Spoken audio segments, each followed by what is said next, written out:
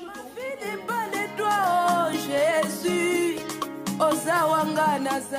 à tous, shalom, c'est moi la sœur Inès Zimbani. En tout cas, Nazane Sengo, vraiment makasi. Ya osasu liboso na bino parce que soki na ye kosala vidéo et ça là vraiment bien mbote pa babone nyonso batu nyonso bazali ko soutenir na ba partage. Merci à vous bato nyonso bazotia commentaire ba merci ebele zamba lola apambola bino apambola mabota na bino nzambe akokisa baposa ya mitema na bino na sepeli vraiment bato bakota ya sika bobosana kosabone te cloche à notification bobosana te. Que la paix de notre Seigneur Jésus-Christ soit avec vous. Bambo tebele na bino nyonso. Merci beaucoup. Et s'appelle sous un passage moko biblique Lévitique 19 28. Et ça na mutu moko atunanga mutuna o déjà na pesa pe ka passage biblique oyo ya ba tatouage. Ya ba tatouage, non tatouage le sous. Tatouage botanga na Lévitique 19 28. Wana nzambe alobi nini na kati. Nangana bita lisolo ya garçon moko ataki tatouage. Tango ati tatouage wana ezalaki signe ye longi moko boydon ndeke kenda esika bakenda otsa ba tatouage tango batie ba photo ta bataki ba photo babina e pona photo nini oyo yo olingi na ignorance pekaka alobi nini atali amoni photo mo akitoka bi na sepeli na oyo penda so ba bambi ngango et ça là bien elongi sala melaki muko mususu azotambola ezaki ete alati sengle. Tango alati sengle, tatouage na ye e monani. Talaka mutu soka te tatouage nepe alinga pe amoni sango pe batu basala nini ba mona tatouage na ye po esala ye moi bien. Tango akoti na bis nzoka esika kotaki ezaki na mutu moko azale mutu ya misala mabe. Nzoka tatouage wana oya utilizaki eza tatouage eza signe o bango basalaka nini ba utilizaka na ba rituel na bango nini esala make pa mutu wana yipatini ka bongo azotambola na ye nzoka mutu wana oyo ba utilizaka ba tati na ba tatouage na bango na monde na bango amoni tatouage wana ebendi ye lisusu asala nini esali ke asala nini azwa contact ya mutu wana mbala mona tatouage wana nzoke kolakisa na adresse na kombo na ndaku donc nyonso esika mutu azalaka elakisi na tatouage wana nini esalemaki garçon wana mbala moko tango atiaki yango atambolaka na ye mais tellement eloko na eloko eza na ntango nango mokolo ye kokutana na kolo si tata wana akomi kobimela ye na butu tellement zalaki pe mutu oyo ayebi na ye parole ya nzambe te atambola ne ka boye atambola ne na ignorance a cause atatu wana asalaki akoti mbala moko na monda mabe. Donc yango wana na pesi bino Lévitique bino batu ozolinga kotia tatouage botanga Lévitique 19 28 na bana na biso oboko swa pe susu opportunité kolanda vidéo oyo botangi Lévitique 19 28 na lingi bino mingi kitoko na bino ezala intérieur yango nde eza na valeur makasi epai ya nzambe. Landanga tina suka landa vidéo tina suka en tout cas zoa vraiment kiti ofanda olandanga yo pe muto olandanga kobosana ko partager epai ya batu misusu te pour message epanzana vraiment merci d'avance. Bible elobananga ke kitoko ya mwasi ezosenga nzamba zolinga ke kitoko ya mwasi ezala intérieur donc na kati nzamba za na posa ya kati ezana ba verset ona kopesa po tosala banalise et puis tosolola to partager ya muke oyo nzambe apesinga na journée ya lelo. Nazana Timothée 2, 9, 10, Toyoka et Lobinini. Après, Nazana première Pierre 3, 4. Toyoka Zambe alobi na biso nini. Tem na biso eza pona ba maquillage, tem na biso ezali pona ba mèche, tem na biso ezali pona batu oyo balataka ba pantalon. Eza tem moko na ye nango vraiment pona to solo lango parce que batu ebele eza tem moko eloba maka trop et puis eza na ba témoignage ebele yango lelo na ye pona to solo la na bino to partager to la na verset nini ekomami. Bible eloba na biso eza na posa na tous les deux versets oyo ya 1 Timothée na 1 Pierre baloba na biso les mêmes choses. Baloba ke kitoko mwasi ezala te na babiloko biloko ebele mais ezala intérieur. Yango na lingaki kosolola na bino parce que nini yango mutu na mutu akozwa réponse na ye na suka ya video oyo. Nini yango oyo ezali ya malamu epa mwasi oyo ataka maquillage te, ataka ba plante te, alataka biloko matoi te, alataka ba jipa milai tina se, alataka pantalon te, menanda kwa zozale poli. Na kati ya libala omona linga bandeko oyo ya mobali na yete. Na kati ya libala azo porter malédiction parce que Bible ezoloba ke moto a trouvé une bonne femme, azo trouver bonheur. Aokoka kozala bonheur te pona mobali na ye. Mais aboyi kotia ba maquillage, aboyi kotia ba plante, aboyi kolata biloko matoi, aboyi kolata pantalon. Nzamba zo senga biso kitoko na biso ezala intérieur. Muto asalela nzambe, muto yo atambolaka, oya lingi kotambola na ba principe nzambe parce que makambo nzambe batela biso des chemins yo moko pona olingi kolanda nini. Bakangaka te na makasi donc makambo nzambe ezate lokola soko kei kote moko boyo ko simba kisi na yo donc oza obligé ya kosala makambo wana o bazo senga yo. Parce que bato bakenda koluka na bangambu mususu bazalaka vraiment na makambu nyonso basenga bango basalaka pona ni puba ebike koyinde na bango pona ni bayebike so basali yango te vi na bango ebebaka.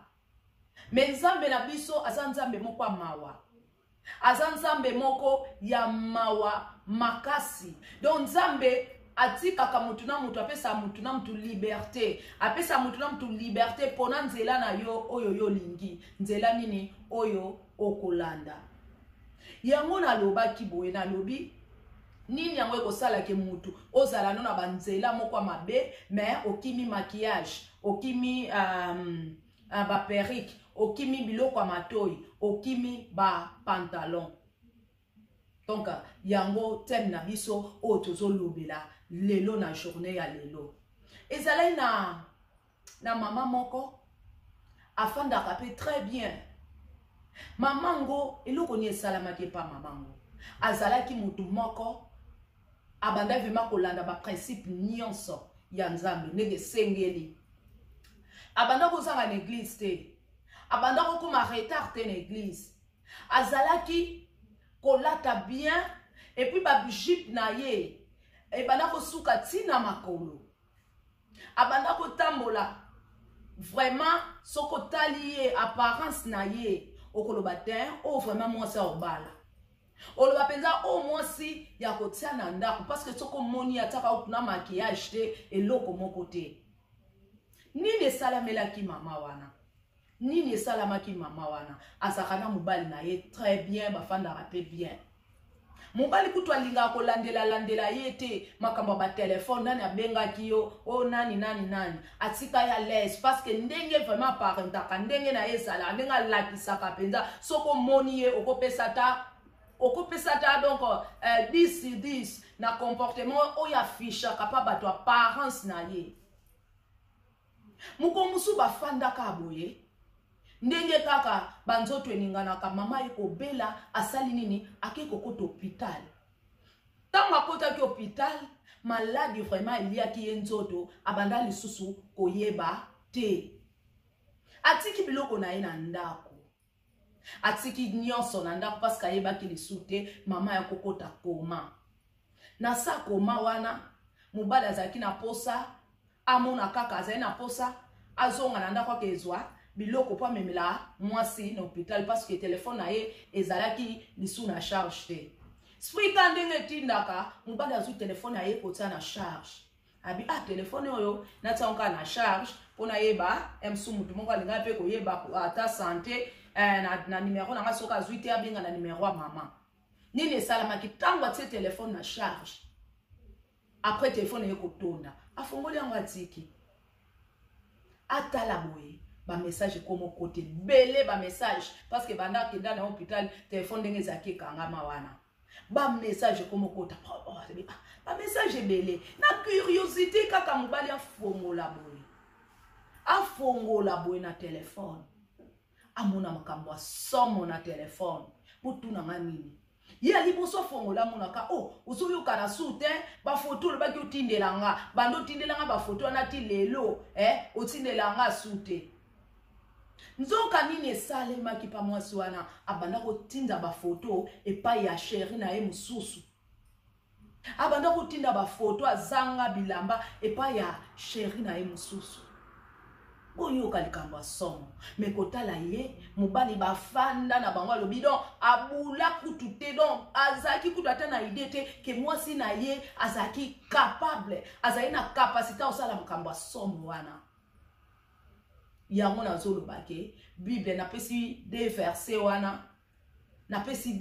wana bible ezosenga makambo bible esenga biso kati na biso donc beauté na biso ezaka bien makasi na kati ezaka bien makasi na kati tozala batu moko na bizaleli do ba caractère na biso ezala ba caractère moko malamu oyo ekolakisa que vraiment tozali batu oyo tolandaka makambo ya Nzambe parce que makambo euta na motema yango esala nini ebimaka na munoko parce que motema eza na munoko te toyeba kaka batu na ndeni na ba parole na bango o babimisaka yango toko yebela bango et pas Nzambe caractère yango ndeza la première priorité.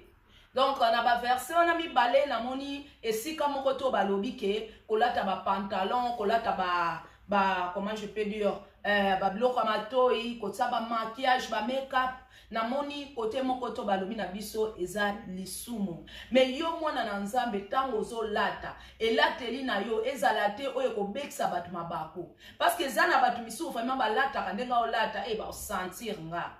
Donc attention on a des choses nango wana yango ekoma nini lisumu parce que zo lata po okende ko prouver bato ke lakisa batu bilamba na yo oyo ozo lata.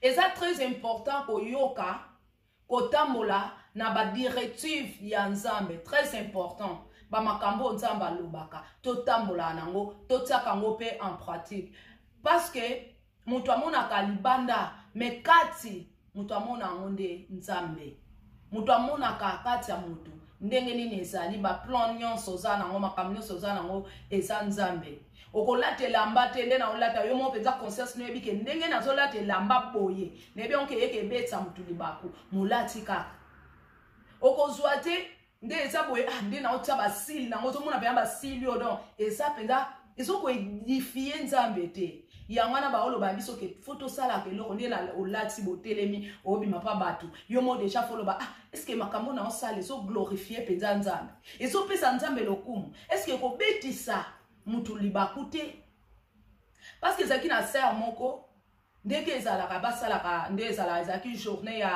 ya délivrance na église alekaki na église sœur ngo lata na ye pantalon normal na tango akosambelela ye tango bando osambela bafandaki pembeni na mama pasteur tango sikoyo bakendeki akeli boso po basambelela ye azaki donc alataki vraiment bien te Mais loko ne sala ke zaki pe scandale te. Mais tellement zaki na nzoto penza nzoto e dessina ye bien.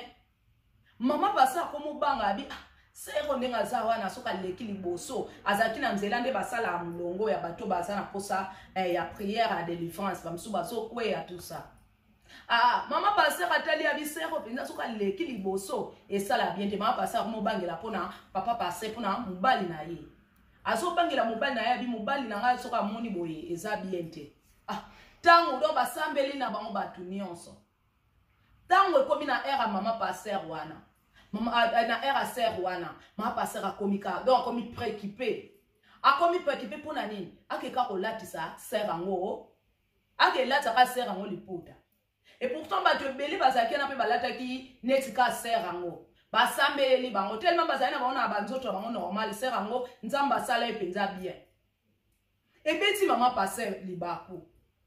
Et beti mama pasteur libaku parce que amona ki sera ndenga zaleli ndengi nzoto na ye zaleli akomo bangela pasteur amonika pasteur soki mwasana tango akoleka abanda kotala ye. Donc ezaka ka ba conseil otozopesa pona ko yeba kolata pona ko yeba ko bomba nzoto na biso. So neto lingo bima parce que ça na bilamba misu balata kape suba ndekolanga soko zo keneti classe ozana elamba olata soko zo ke l'hôpital ozana marque elamba olata soki pe ozo kende na église faut pe koyeba elamba nini ona koko lata na yebite so na lobi mabe so ezaka pona église te parce que ezana batu misu tanga zo lata penza dona aolata penza pona aolata la penza mutu pona be abatu batala ye donc wana siko ekomaka lisumu parce que soko lati liboso motuna ekozani est-ce que kolata na ngai yoyo ezali ko glorifier nzambe na kolata na ngai oyoyo ezali ko pesa nzambe lokumu parce que na kobosa na te kolobake apparence na biso pe ezali eloko moko o ezo transmettre message ya koloba ndenge ni biso tozaleli. Ezana elateli mususo batali oka bazoso de ya moins sérieuse. Ezana elateli mususo batali oba o fille aza sérieuse. To boite apa ezana batu ebele mode koma net malade pa na bango. Donc ba koma pe ko vivre na mode. Ba koma ko vivre na ba concurrence. Wana pe lisusu eza pe lisu mabe. Oso vivre donc comme le roi moko donc bo umbu mo na kati ya mode.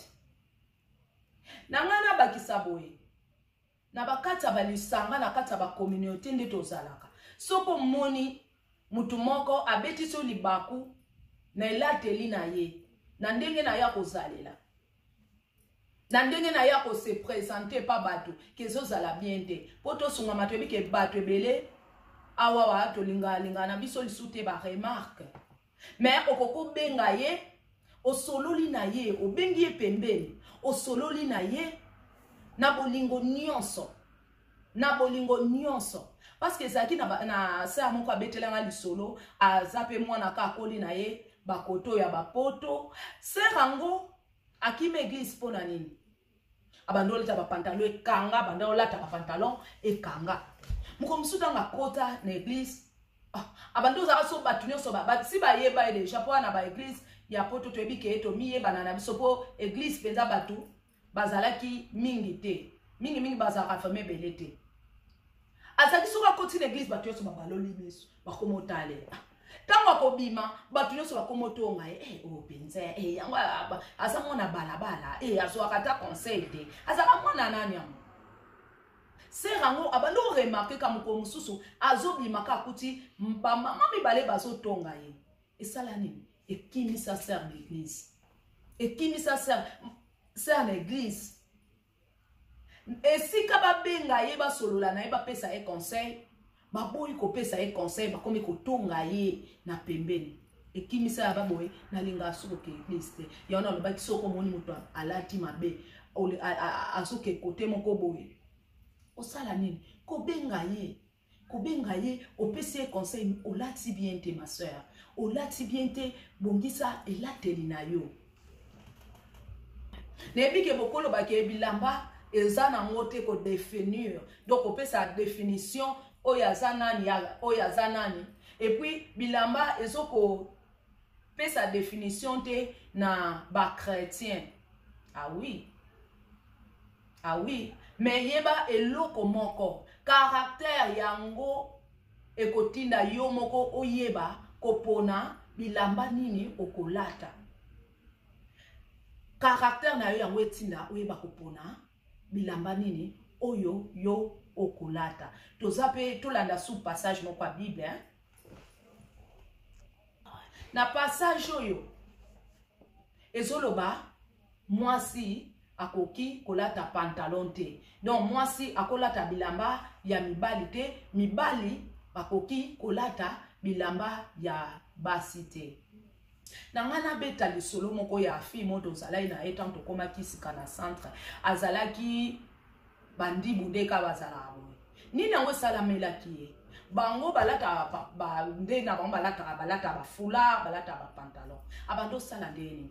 Sokaza libanda zakina bilamba na yo mona lati mabe alati ba jipa mukuse soka komi pembeni ya centre biki mama bangaza alati bilamba na ye wana yango na zolo ba makambo nzambe ezaka nango na liberté donc nzambe tika biso liberté ko Bible epesa nango te penza précision ke o ndenge sana folata jipe suka awa o folata jipe eleka nini o genou folata jipe suka tina makolo epesa nango ba précision wana te parce que na tango akala kutu batu pe neti koto ne na ototanga na o ekolo bake batu bazaka na bayeka makana verset wana o ya kolata ba pantalon tout ça mais siko na kati ya Bible so totali na tango akala batu bandolata bango na bana mibali bandolata bango ba pantalon te bandolata ba tunique bana mbali bandai jamais kolata ba pantalon bana basi na bana ba bango so ba robe neti ba robe donc ba tunique yango bana kolata